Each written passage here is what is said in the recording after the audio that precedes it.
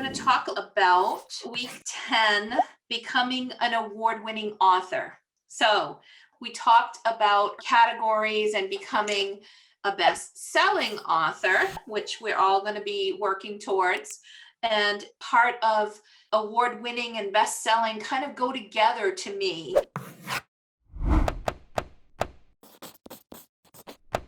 We're going to take a quick look at the timeline and kind of where we are in the mix. Now, I know not everybody has been following the 12-week timeline, and that's perfectly okay. Some of you came in already having some of the things done. Others came in needing to go at a much slower pace for one reason or another. But as we look at kind of where we are in the standard 12-week process, your book design and formatting, you should be well on your way with illustrations if you're following this timeline and starting to be moving into book design and formatting. We already talked about keywords and categories, Amazon and Ingram setup. Everybody did some hands-on stuff. If you are interested in your print books and actually printing a number of copies, you'll be able to take your files and make sure that you have that formatted for your printer so that you can also do a print run.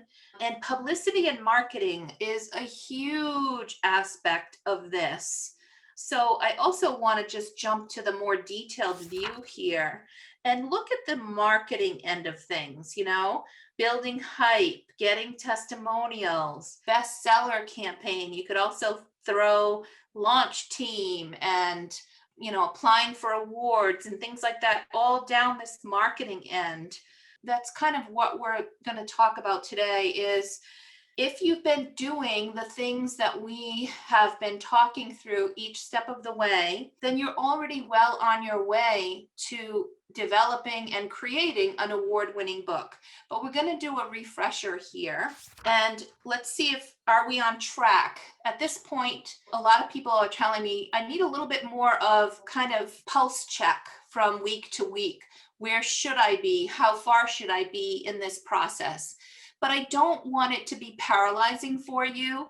I really want you to go at your own pace. However, when you're getting to this, if you're really sticking to this 12-week timeline, then you've gone through your professional edit. You have started to, or you already have your identifiers, meaning your ISBN, you've got your copyright all set, your LCCN, that's the Library of Congress control number, and CIP block. These are all identifiers and things that go on your copyright page, and your designer will need those to finalize your book.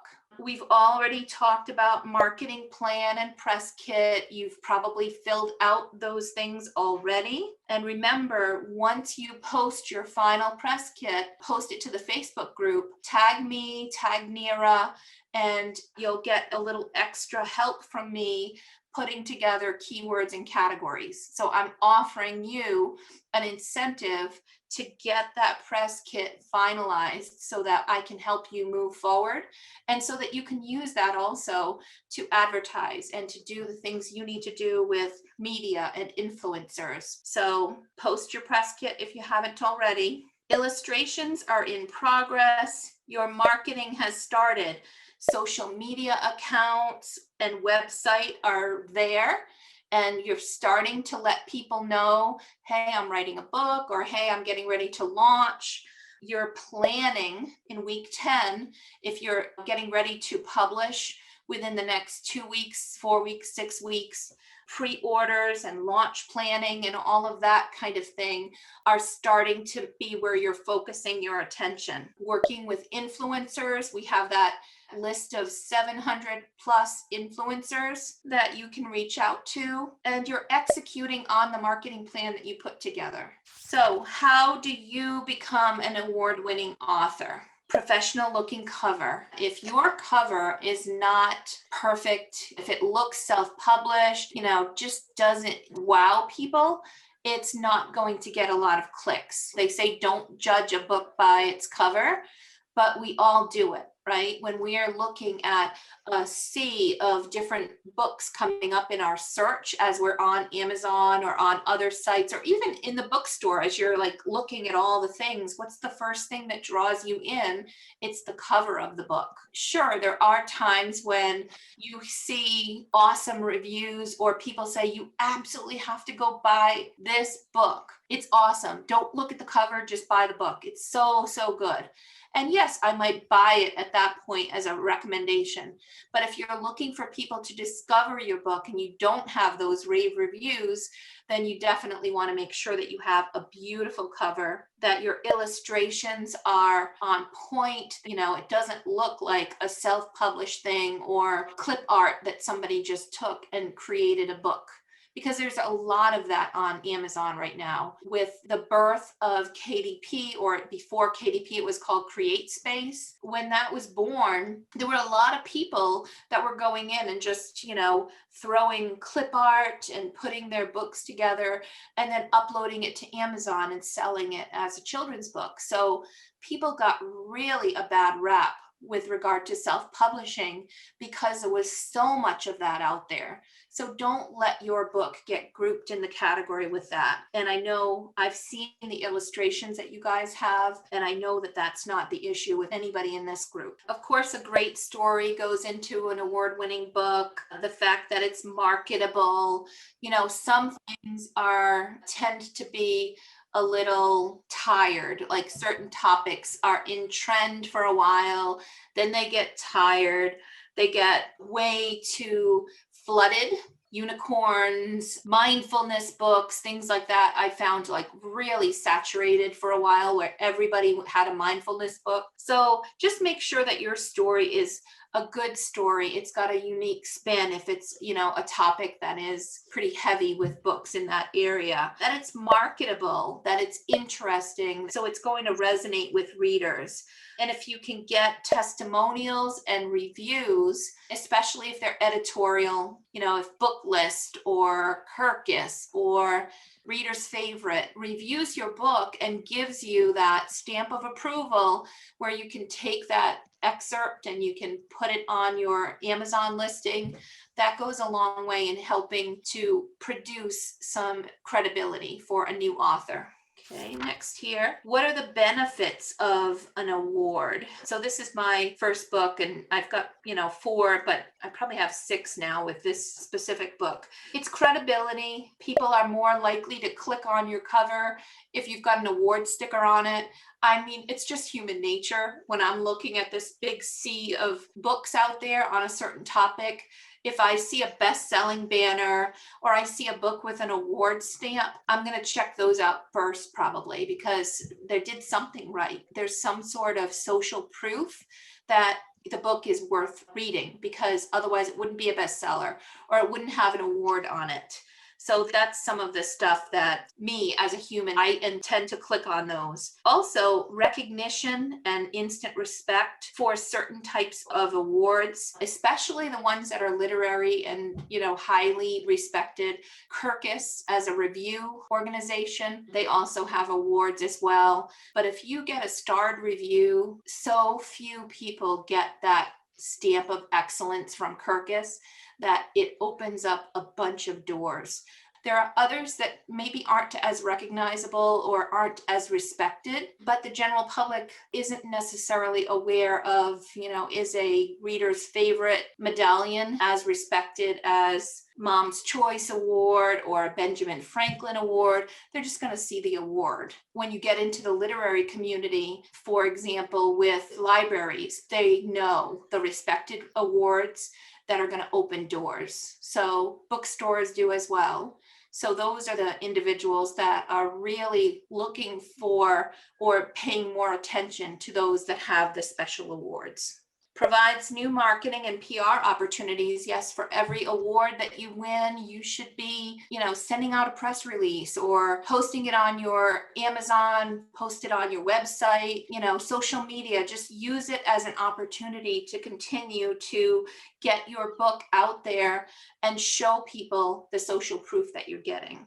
So, what are your goals? There's a number of different goals, right? Some people are like, hey, I want to see how my book compares to the best of the best. They are looking for awards that are highly reputable, respectable, and are like really high up in the literary community. There's a number of indie awards and things like that that are like really, really special. Another approach is, hey, I want to win an award. Which ones will I have a better chance of winning as a new author? You're not like competing with others or hundreds of thousands of people submitting for certain awards in a, one of the higher categories. Maybe you want to go to something like Mom's Choice Award, where they basically look at your book and determine if your book is something that they should put their stamp of approval on.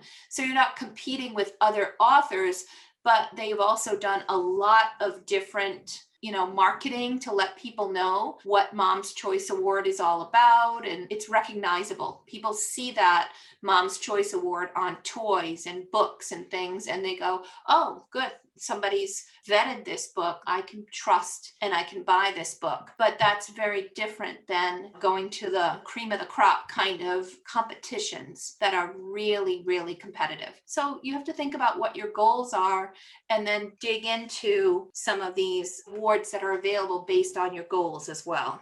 One other goal that you might want to consider is obtaining quotes. Like, for example, Kirkus reviews, they usually end up with some really nice quotes you can use for the back of my book. I have a Kirkus review quote. I did not get a starred review, but I got a great quote I could use. The book was reviewed very well. It wasn't enough to earn the star, but it was enough to have lots of positive comments on it. So wonderful. I took those comments and I was able to use them on the back of my book and in my listing. So even if you're not getting that starred review, you still can use a lot of great information from reviews to add the social proof also to your book. So it's not just about awards. It can also be those really good review sites. So these books here are from Bobby Hinman, and you can see all the awards that her book series has received. She spent a lot of time and a lot of effort getting into these different book awards and getting recognized. It was amazing how much her book series has received. The highly recommended would be the IBPA Benjamin Franklin Awards. That's this one here. Very, very good. Moonbeam Awards. Here, again, those are very highly respected editorial type literary awards. The Independent Publisher, which is IPPY, those are very highly respected for self-published authors. The Next Generation Indie Book Awards. Wishing Shelf Book Awards are relatively new compared to some of these others, but also highly recommended and respected. Mom's Choice, I put a question mark because, like I said, you're not really in a competition with other authors. They're looking at your book, they're evaluating it and determining whether you get that seal of approval. It's just a different thing than what we would see with these literary awards. So I put a question mark there. If you're looking to get recognized and you have a really good book and you want something for your cover, and they put so much marketing into their awards that people recognize it very well, but it's different. So it's got that recognizability for people like you and I who are consumers. So that's really towards more of the consumer market than the literary market. I highly recommend that you consider joining the Alliance of Independent Authors. They are a watchdog group. They also are an author organization that provides a ton of resources for authors, including legal advice if you have a contract or you need answers on anything about publishing. It's an amazing association, and I'm an author member. I'm also a provider, so I'm a partner member as well with my little Labradoodle publishing. And what they do, they have kind of a watchdog role where they list all of the information and awards that are highly respected. So it says here, these are like the most reputable awards, should exist to recognize talent, not to enrich the organizers. There are awards out there that are really just all about getting money for themselves. You have to pay a lot of money, and they put on these award things, and it's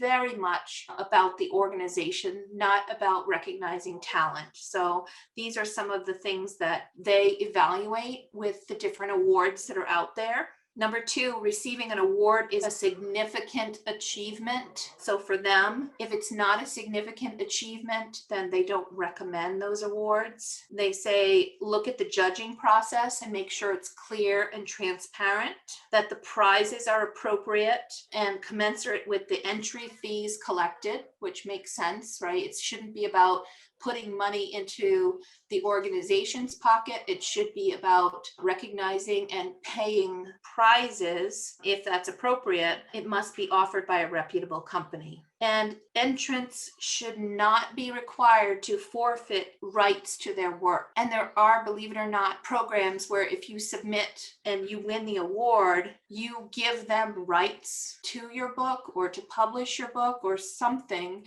so they warn you and steer you away from sites or awards that will do that.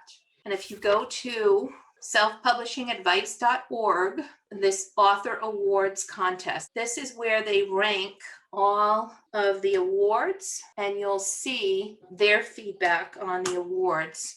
They have recommended. If it's blue, it's recommended, meaning that there's contests that are organized for the benefit of the author. If it's mixed, it means that it's mostly positive, but there are a couple of red flags to watch out for. And then if it's labeled caution, it means that there's serious concerns about that award and about how reputable it is. And then NA for those that they couldn't really rank. So this is a great place to look for recommendations for awards. My recommendation would be to actually identify a budget for awards. It could be $350 just to submit one award. And for every category that you submit, you're adding, more to it. You might want to be part of a picture book category. You might want to submit to a debut author category, best new debut book, something like that. So there's a lot that goes into it, and it can eat up a lot of money. So do your research, identify a budget, and then be smart about just taking a look at some of those watchdog items there and making sure that what you're applying for is a good award that's reputable and is not going to be negatively influenced, or people aren't going to look at it negatively in the literary world, the libraries, other things like that, and you're not going to be taken advantage of. And then, of course, if you do win an award, take advantage of the publicity. Include that in your marketing plan as well. Let me know how you do with the awards, what you end up doing, and let's just share and help one another spread the word when we do have new launches or new awards. Each one of you have your own audience that is brand new to another author. So when you see something being shared or posted from an author from this group and you're able to share it on your own social media, it goes such a long way in helping to reach more and more people. So keep doing that for one another. And I will do the same. I'm going to be releasing some information to my email list, which is, I think it's about 6,200 people. And I'm going to be looking for links of books that are launching so that I can also spread the word and help you guys get some more traffic towards your books as well. Thanks, April. You're welcome. Bye, Thanks, April. everyone.